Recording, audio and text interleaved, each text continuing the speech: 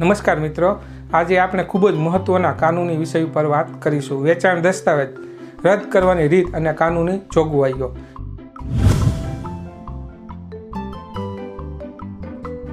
જમીન, મકાન, પ્લોટ કે કોઈ પણ પ્રોપર્ટીનું સેલ ડીડ એક લીગલ ઓનરશિપ ડોક્યુમેન્ટ છે. પરંતુ જો આ અંગેનો દસ્તાવેજ ભૂલથી, દબાણથી, ઠગાઈથી અથવા મિસપ્રેઝન્ટેશનથી બન્યો હોય તો શું તેને રદ કરી શકાય?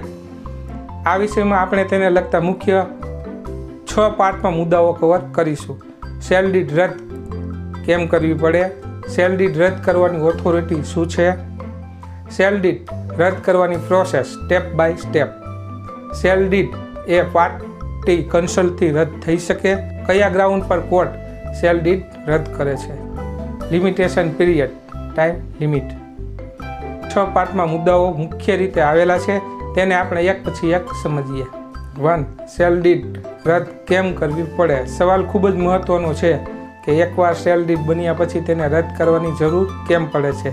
જેના મુખ્ય કારણો જેવા કે ફ્રોડ, ફોર્જરી એટલે કે છેતરપિંડી, બનાવટી ખોટી સહી, નકલી દસ્તાવેજ, મિસપ્રેઝન્ટેશન, ખોટી રજૂઆત, છુપાવેલ માહિતી, બળજબરી, ધમકી, અયોગ્ય પ્રભાવ, વૃદ્ધ, અનપઢ ઉપર દબાણ, નો ફ્રી કન્સલ્ટ, કોઈ મુક્ત સંમતિ નથી, મિસ્ટેક ઓફ ફેક્ટ આઇડેન્ટિટી, હકીકતની ઓળખની ભૂલ. આમાંથી કોઈ એક કારણ કાયદાકીય રીતે સાબિત થાય ત્યારે સેલ ડીડ રદ કરાવી શકાય છે. સેલ ડીડ રદ કરવાની ઓથોરિટી શું છે? ઘણા લોકો વિચારે છે કે રજિસ્ટર ઓફિસમાં જઈને સેલ ડીડ રદ કરાવી નાખીશું, પરંતુ હકીકત રજિસ્ટર્ડ સેલ ડીડ રદ કરવાની ઓથોરિટી માત્ર સિવિલ કોર્ટ પાસે જ છે, રજિસ્ટ્રાર પાસે નહીં. કેમ? કારણ કે સેલ ડીડ ઓનરશિપ ચેન્જ કરે છે અને પ્રોપર્ટી રાઇટ કોર્ટ ઓર્ડર વગર બદલાતા નથી. આમ પાર્ટ નંબર 1માં જણાવેલ પૈકી કોઈ એક કારણ કાયદાકીય રીતે સાબિત થાય ત્યારે કોર્ટ સેલ ડીડ રદ કરવા માટે કોર્ટ ઓર્ડર આપશે. રજિસ્ટ્રાર ઓફિસ લીગલી એન્ટ્રી કરશે. સેલ ડીડ રદ કરવાની પ્રોસેસ સ્ટેપ બાય સ્ટેપ. હવે આ પ્રોસેસ ડિટેલમાં. Step 1. Advocate consult, ground access કરવું. સ્ટેપ 2. સિવિલ સ્યુટ ફાઇલ કરવું, suit for cancel or suit for declaration. Step 3. Defendant notice. Step 4. Evidence produce document, witness, expert opinion, forensic. Step 5. Court hearing. Step 6.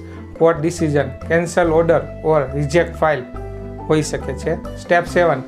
Registrar office update. તેમાં લગતો time 6 મહિનાથી 3 વર્ષ સુધી હોઈ શકે છે. આમ પ્રૂફ સ્ટ્રોંગ હોય તો કેસ સ્ટ્રોંગ બને છે. Part number 4. સેલ ડીડ એ પાર્ટી કોન્સેપ્ટથી રદ થઈ શકે? ઘણા વ્યુઅર પૂછે છે, બંને પાર્ટી રાજી હોય તો સેલ ડીડ રદ થઈ શકે?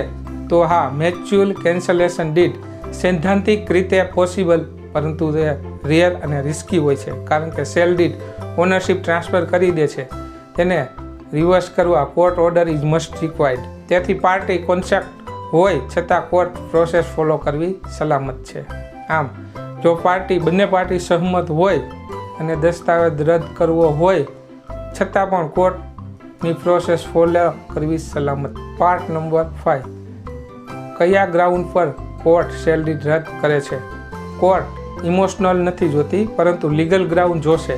જેમાં મુખ્ય ground fraud, forgery, theft, misrepresentation, mistake of fact, no free consent. Example, ખોટું પ્રોમિસ કરીને જમીન વેચાવી દેવી, નકલી buyer identity, seller drunk, mental illness. આમ ગ્રાઉન્ડ પ્રોવાઈડ કરવું પડે. સ્ટેટમેન્ટ નથી ચાલતું, એવિડન્સ જોઈએ. Part number 6. Limitation period, time limit.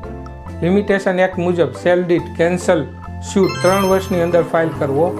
જે દિવસથી ફ્રોડ અથવા મિસ્ટેકની ખબર પડી હોય, late filing is equal to weak case, પરંતુ ફ્રોડ કન્ટિન્યુ હોય તો એક્ઝેમ્પશન મળે છે. તો મિત્રો, સેલ ડીડ કોર્ટ ઓર્ડરથી જ રદ થાય છે. ગ્રાઉન્ડ પ્રોવાઈડ કરવું પડે. પ્રોપર લીગલ પ્રોસેસ જોઈએ. ટાઈમલાઈન લોંગ હોઈ શકે. રજિસ્ટ્રાર માત્ર એન્ટ્રી કરે છે. જો તમે સેલ ડીડ કેન્સલ કરાવવા માંગતા હોય તો લીગલ એક્સપર્ટની મદદ લો. તેમજ કોમેન્ટ કરો કયા લીગલ ટોપિક નેક્સ્ટ કવર કરીએ. લાઇક અને શેર અને સબસ્ક્રાઈબ કરવાનું ભૂલશો નહીં. આભાર. ફરી મળીશું નવા લીગલ વિડીયો સાથે.